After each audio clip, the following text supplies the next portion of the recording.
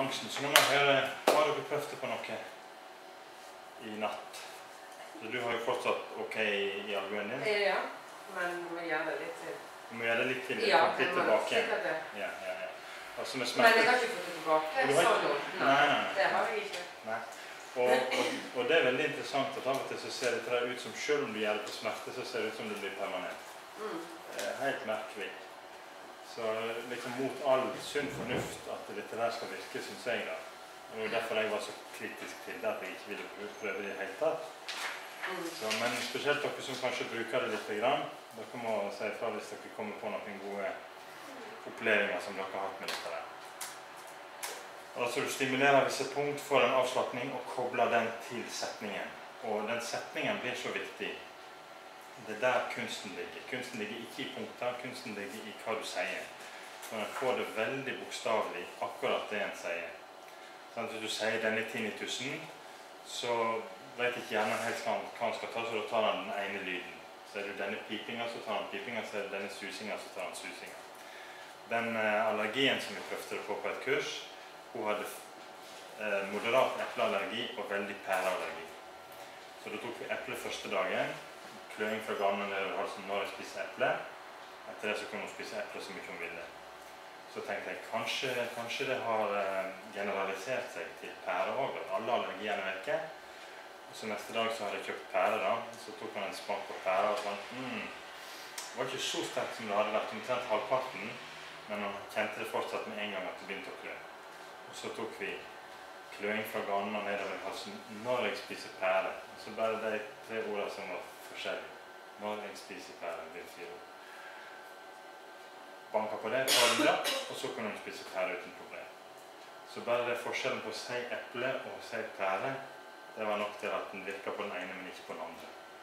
Ja? Så av en eller annen grunn så klarer hjernen å zoome inn på akkurat det du spør om. Det er for så vidt ikke så rart hvis du tenker på opplevelsen av å spise eple, som kommer fram når du sier spise eple. Sånn så kjenner du hvordan eple er forskjellig fra pære. Sånn når jeg spiser pære så kjenner du det mye mer saftig, mjukere, du kjenner skallet på pære og sånt. Det ligger i pære som er koblet opp i hodet, sant? Assosiasjoner. Alt det der er snakk om linker, sant? Pære linker til saftighet, til søtere enn eple, til en annen type skall, og så videre. En annen type smak.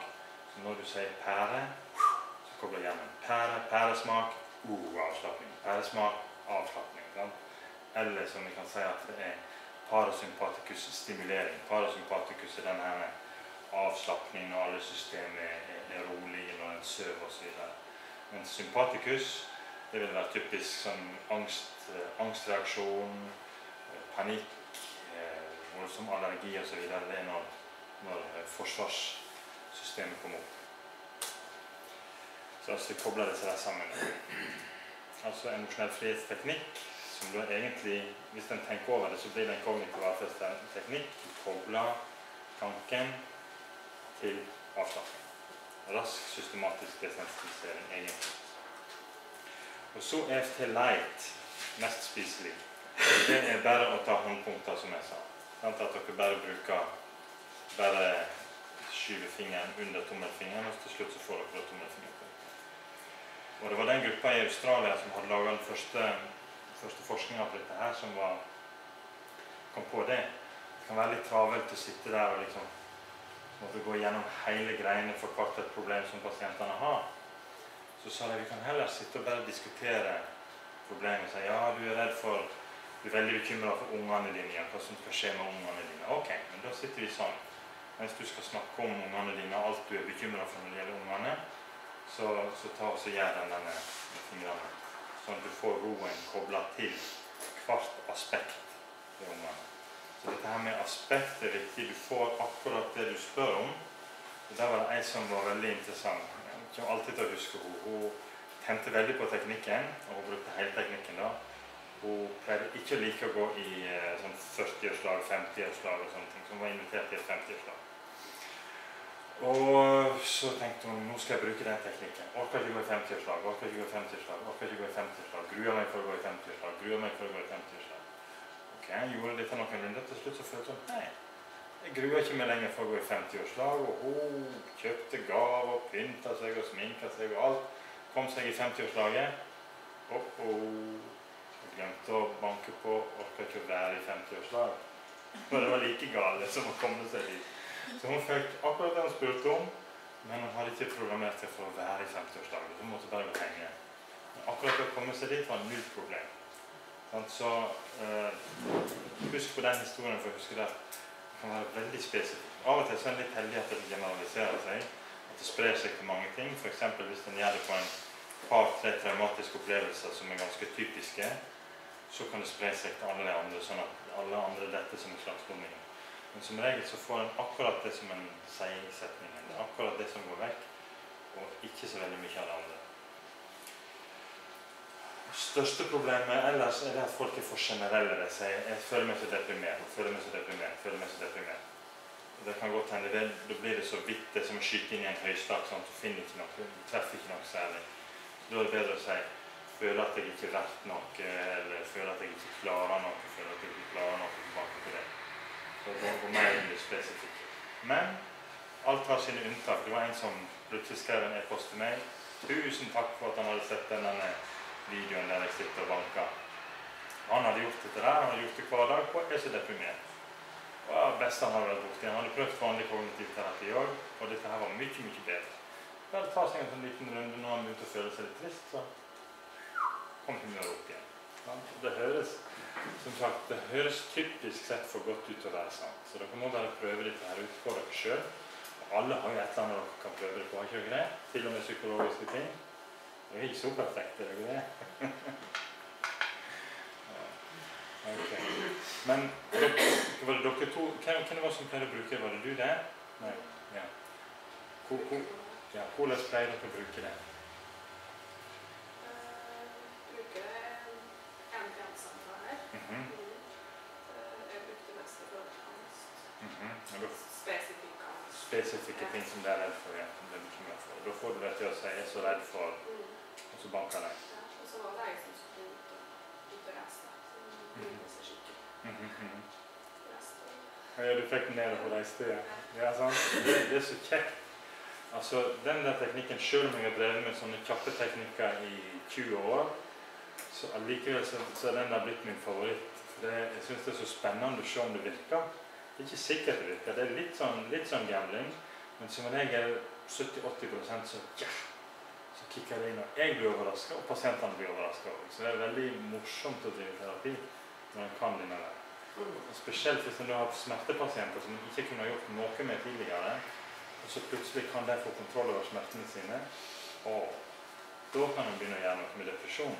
Men så lenge jeg har forferdelig vondt, så er det vanskelig, altså. Ok, de som er veldig inne på disse systemene sier at de forskjellige punkter svarer til forskjellige systemer rundt i kroppen.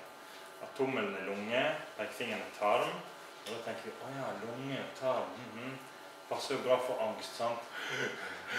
Vondt i magen, og så går det på blodomløpet på langfingeren, så energi på ringfingeren, og hjertet på lillefingeren. Og der kan dere se, hvis dere søker på EFT-fobia på YouTube, så ser dere en dame som blir kurert for edderkoppfobi, og bare sitter bank på lillefingeren.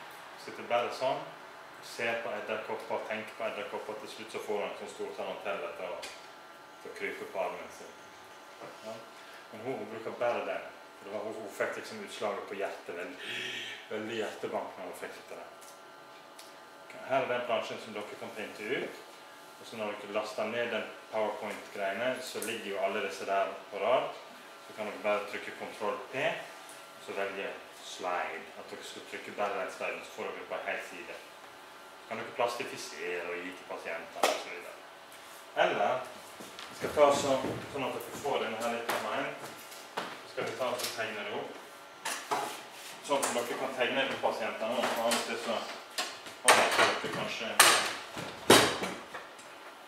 den printaten.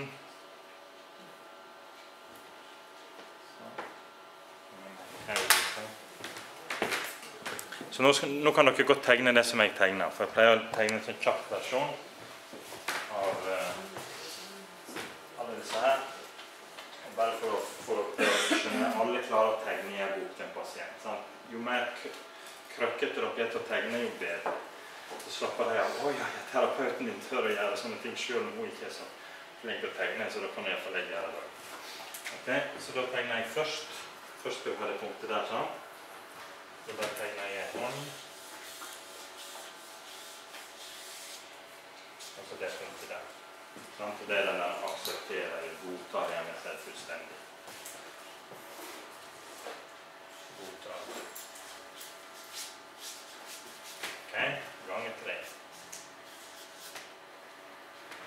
Okay, og så kommer vi til, så skal vi ha alle disse punktene på kroppen, på ansiktet, så da bare tegner jeg et stort hode her, og ned til skuldrene sånn. Pass på at det store, gode øyne her.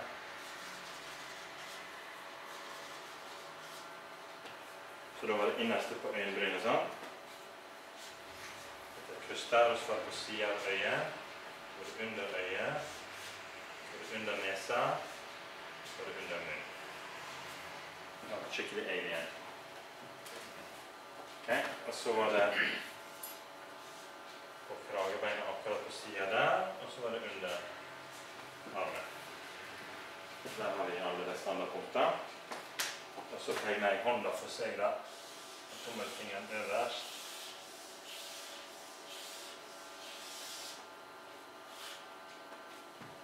Ser det ut som det var en tommelfinger litt der. Tenk det sånn. Ok, så da blir det på utsida av... Nå ble ikke det så luft. Tommelfinger. Så det blir på oppsida av alle fingrene, akkurat i neglerota.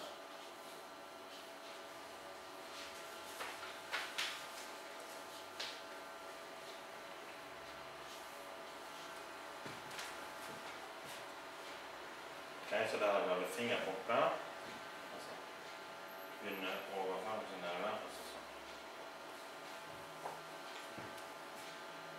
Og så, hva var det vi så skulle ha gjort? Så var det dette gammutpunktet da. Så da bare tegner jeg knyttneven her. Sånn. Og så tommelen ut sånn da. Så blir det punktet der. Vi kaller det for gammutpunktet. Gammut betyr egentlig bare bukett. Det er på en måte et sånt samlepunkt. Så der har vi gjør alle disse tingene. Så der har vi da alle punkter. Da kan vi se at vi gjør den her først. 1. Så gjør vi 2 her. Alle disse her. Det er 2-ene. Og så 3-ene her. Med 1, 2, 3, 4, 5, 6, 7, 8, 9, sånn. Så var det lukke, åpne, ned til høyre, ned til venstre, rulle, rulle, nynne, telle. Som sagt, det aller letteste er at dere bare viser det til videoen. Så sparer dere masse tid, for dere trenger ikke å begynne å gjøre noe med det samme dere har lært av teknikken. Dere kan si dere kan se på den teknikken her hjemme, prøve litt hvis dere vil, og så tar vi det på alvor neste gang når dere kommer til litt vant med tankegangen. Ok. Nå har det sånn jeg sagt, vi skulle tatt en sånn på redd for å stille dumme spørsmål, redd for å stille dumme spørsmål. Og jeg ser det at når vi kommer på 4. og 5. dagen, da er det nesten ikke mulig å få ordet. Da skal alle snakke, da skal alle spørre. Så jeg vet at det er litt der folk er litt sånn, ja, jeg synes ikke det er så lett å spørre de første dagene, kanskje. Men var ikke noen av dere som prøvde det nå fra i går til i dag, som kom på ting som var vanskelig? Nei? Nei, bare lurer på. Ja. Hva er grunnen til EFT og ikke TFT? Ja, det var et godt spørsmål. For det lurte jeg på akkurat når jeg begynte å se hvem som har forskning på dette her. Så viser det seg at det er EFT-folka som har forskning. TFT-folka er litt sånn høy på pæra, synes jeg. Og så er det sånn, nei, vi trenger ikke litt forskning. Vi vet at dette her er dette. Vi bare vet det. Og det er bare vi som kan gjøre dette her. Dette her er ikke noe som går an å lære. Du må gå på kurs i det uendelige for å bli TFT-terapeut. ser, og det er terapeuten ofte som banker på pasienten. Du bruker masse tid på å finne ut akkurat hva slags punkt du skal banke på. Og ja, det er nesten den største delen, for det blir en slags sånn ekspertdel. Det er bare eksperten som vet akkurat hva for en rekkefølge og hva slags punkt som du skal banke på. Mens Gary Craig, han er ikke psykolog, han er ingeniør. Han er en praktisk type, så han sier, ja, verden, du kan jo banke på alle punkter. Det har ikke noe å si. Du banker på alle punkter, så Helga dere trenger kanskje ikke mer enn 3 av disse punktene. Men det gjør jo ingenting. Folk lærer seg å banke på alle de punktene, og kanskje de føler selv at ja, det punktet var godt. Åh, det var godt. Ja, men nå banker jeg litt ekstra på det punktet. Greit, det gjør ikke noe til det. Men poenget med Gary Craig er at han vil at dette her er noe som folk skal gjøre selv. Så det passer veldig godt med en standard kognitiv tankegang med at her skal dere få lære ting som dere kan bruke selv. Ikke det at her er det en ekspert som skal komme inn og gjøre dette her en gang i veka med dere. Dette skal du gjøre når du blir stresset hjemme, så banker du. Så selvsagt banke i timen også, og ta opp vanskelige ting og banke på det. Men stort sett så er dette her noe du skal gjøre selv. Og Gary Craig, jeg har aldri sett andre folk som har gjort det. Hvis du kjøper en DVD fra Gary Craig, så står det du kan kopiere den her til minst 100 personer hvis du vil. You have the copyright. Ingen andre som sier det, du må kjøpe det fra meg. Han sier, nei da, her ligger hele manualen gratis på internett. Her får du lov å kopiere DVD-ene til så mange du vil. Så i den spiriten så ligger faktisk en av videoene til Gary Craig på min site. Ingen som har sagt noe om det enda. Den heter psykologhjelp.com/EFT i store bokstaver, og så .mp4. Den kan dere bare skrive inn i browseren deres, så laster den ned. Ofte er det noe sånt å laste ned, så det er en times video der han driver med terapi på en veldig traumatisert person. Det skal vi komme til i morgen. Så her har vi da sliden. Så try it on everything. Det koster bare et par minutter av ditt liv å prøve ut dette her. Hvis det ikke virker, så virker det ikke. Det er ikke noe stor skade skjedd. Men sannsynligvis så virker det på enkelte ting, ikke på alle ting. Jeg husker jeg hadde en som hadde så mye smerte, hun hadde en slags permanent bekkenløsning, og så hadde hun masse migrene. Jeg var kommet mest entusiastisk, så jeg sa, ja, men dette her skal vi ta, ja, dette her skal vi få til. Så tok vi og tok tak i denne bekkenløsningsgreiene. Jeg lærte noe på det som skulle banke, og hadde store håp til at dette skulle virke veldig bra. Så kom jeg tilbake og sa, nei, denne bankteknikken virker ikke helt tatt på disse denne bekkenløsningssmertene. Så tenkte jeg, ok, jeg tappte kanskje litt på å være så veldig entusiastisk, da, sånn. Tappte litt sånn troverdighet hvis den er ekstremt entusiastisk, og så virker det ikke. Så dere må være litt sånn småskeptiske og si, ja, vi kan jo prøve det. Det skader ikke å prøve, og for mange så virker det. Jeg har litt tendens til å være for entusiastisk, så jeg kan få litt nedtur hvis det ikke virker det. Men så fortsetter vi nå med de andre teknikkene. Så, men du, på migrene var det rått, altså. På migrene bare 20 sekunder som migrene vekk. Ok, så det virker på den ene, men ikke på den andre. Så dere får prøve ut litt hva det virker. Ingen bivirkninger. Bortsett fra det som du sa, at hvis dere får ned den ene tingen, så kan det være andre ting som kommer opp, for da får de mer energi til å tenke på sine negative ting. Og jeg vil si mest fascinerende teknikk som du kan prøve. Men hvorfor bruker ikke alle folk dette her da? Hvorfor bruker ikke alle psykologer dette her? Jeg tenker det, alle må jo bruke dette her. Men jeg så det første gangen når hun ble kurert for denne klarer ikke å sitte bak låste dører, på 1 minutt. Jeg tenkte, wow! Dette her er nesten litt ydmykende. Her har jeg gått på universitetet og i mange år og lært meg alle disse teknikkene. Og så kunne jeg bare lært det fra en YouTube-video og gjort det på 1 minutt og blitt frisk. Og blitt ok i forhold til angsten sin. Det er litt ydmykende, rett og slett. Det tar fra oss litt av vår identitet. Med det som liksom skal forstå og analysere og styre på. Så jeg tror det er en av grunnene til at psykologer er veldig tilbakeholdende med å bruke sånne teknikker. Det går på selvbildet vårt, rett og slett. Vi klarer ikke å akseptere at det går an å få det til så lett. Jeg vet ikke om dere så på disse programmene til Mats Uldal. Så dere det? Der han hadde flere pasienter som han bruker TFT. Så det virker jo det også. Men jeg liker ikke holdninger der. Det er sånn alt for I am the expert. Og der hadde vi en psykolog som skulle forklare hvorfor dette her virker. Ja, det var nok karismaen til Mats Uldal. Det var det som gjorde det. Og folk prøver å bortforklare effekten av EFT med alt mulig annet. Det var nok tilfeldigheter, det var nok placebo-effekt og så videre. Jeg tror ikke folk tror som regel ikke på det. Selv om du er skeptiker, så funker dette her.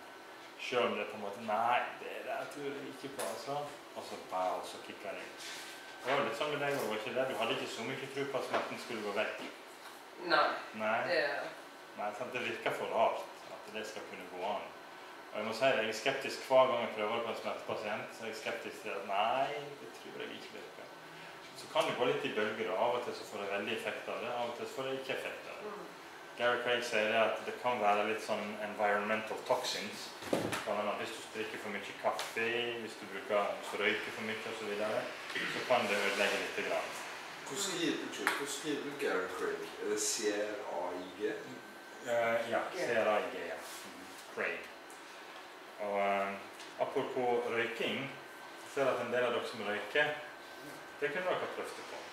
Der hadde jeg en av mine største suksesser, og det var virkelig livreddende, for det var en av mine superpasienter som jeg tok gratis, sier du skal få gratis terapi. Når jeg sluttet på DPS, så sier du skal få gratis terapi, for jeg hadde fått så mye, jeg hadde lært så mye av hun som pasient, det var hun som hadde denne gå-hengende litt sving.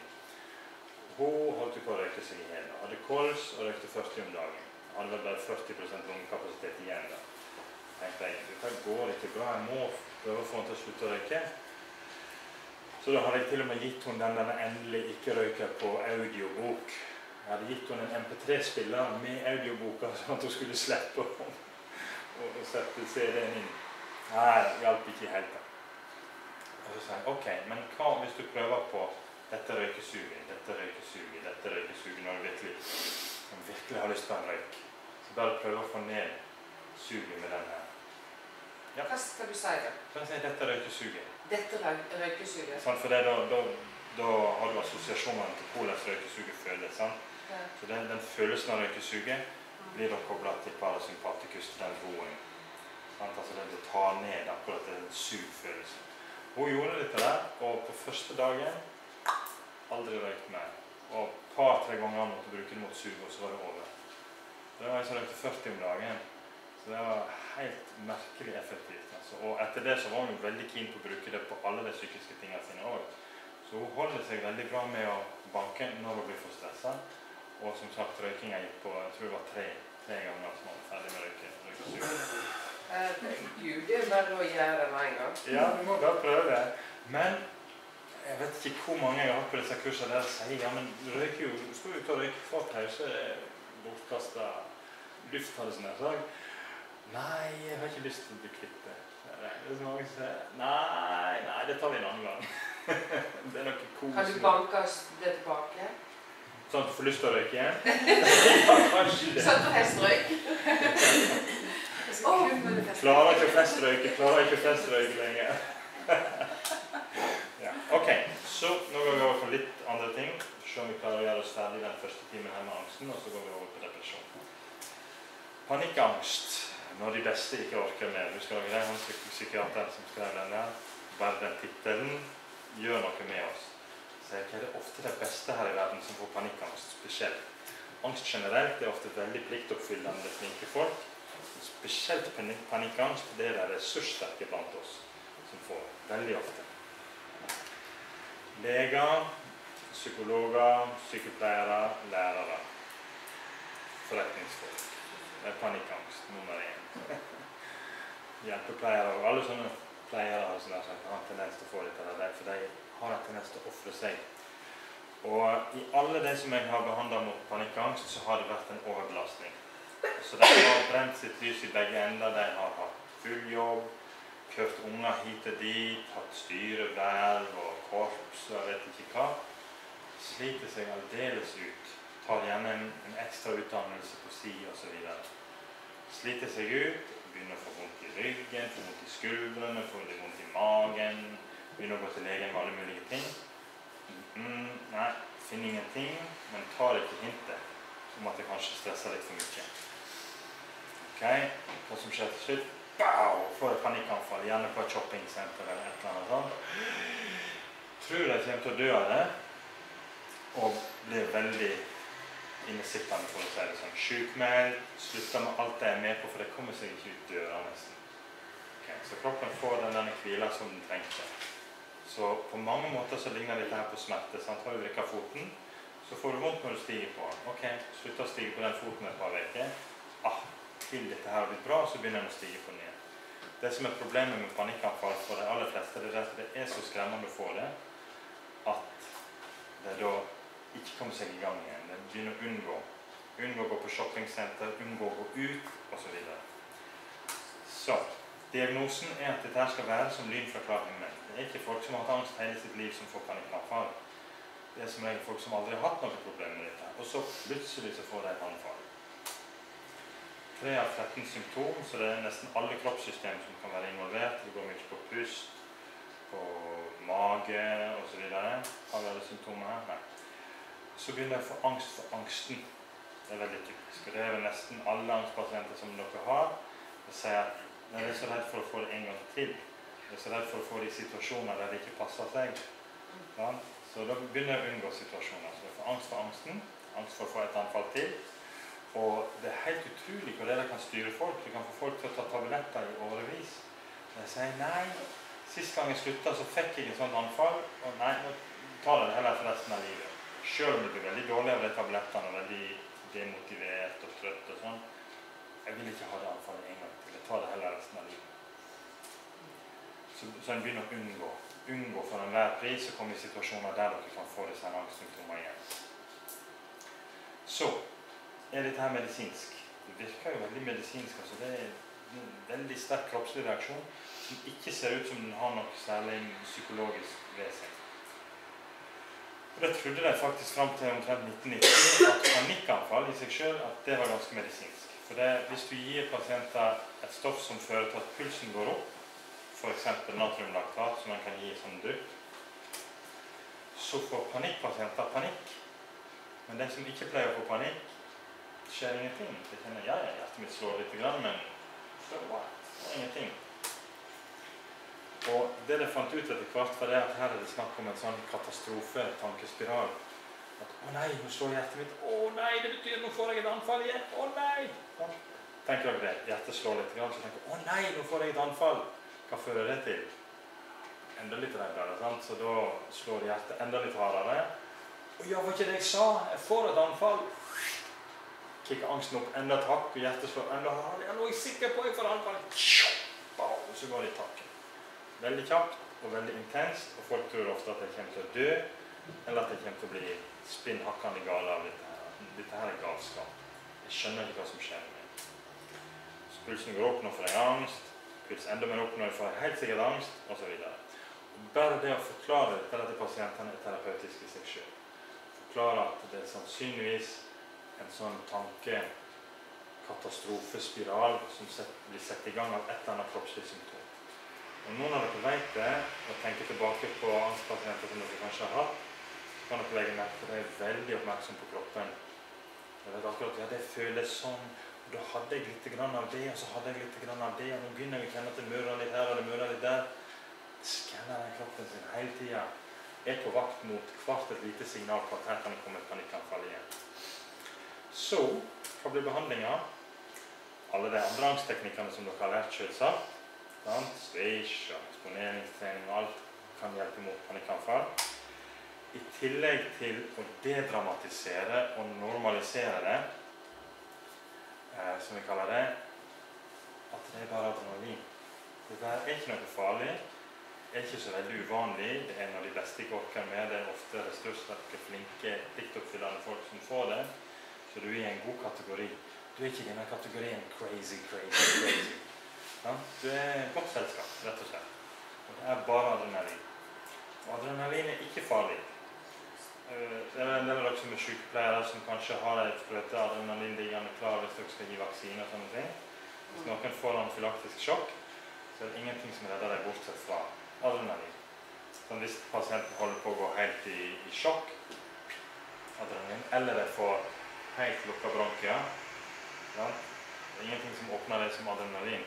Så pleier jeg å demonstrere dette her som veldig, sånn at du setter den adrenalinsprøyta, og så plutselig kan det puste igjen. Nå er ikke det så dramatisk, det sier at det kommer gradvis tilbake, det kjenner at jeg begynner å klare å dra pusten igjen. Men det er veldig godt å ha adrenalin i sånne krisesituasjoner. Så adrenalin er ikke farlig, så lenge det ikke står på i dagvis og månedsvis. Da blir det litt stress for kroppen. Men i korte sånne injeksjoner nærmest, så funker det veldig bra. Hva det pleier å si når Northug begynner å spurte? Ja, nå kommer adrenalin, nå får han adrenalinkicket sitt, sant? Da står han på.